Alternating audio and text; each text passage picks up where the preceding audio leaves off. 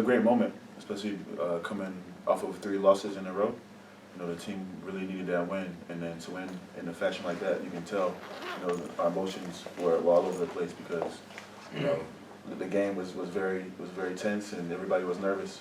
So to come out and win in that fashion on the road, you know, was very special. My body feels fine. I just have to, you know, be in practice for 10 days straight. You know, I was in perfect season shape before.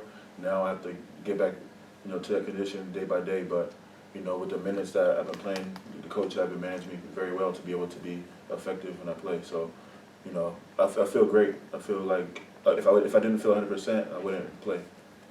I think it's good. You know, we have 3 wins, and you know, looking at the championship, everybody's pretty close. I think from between 8th place and 14th place, everybody has the same record. So I think, you know, it's good to be able to fight and still, you know, have the opportunity to be close to the top 8. But you know, I think with this team, we could have even won 1 or 2 more games.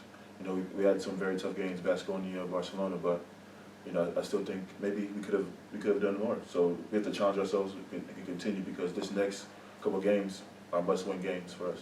I mean, we're just gonna go out there and, you know, play our game. We're at home. We have to defend our home. So, like you said, it was a must-win game.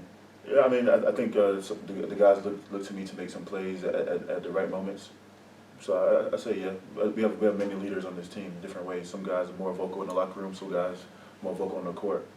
So, you know, I like to see myself as one of those guys.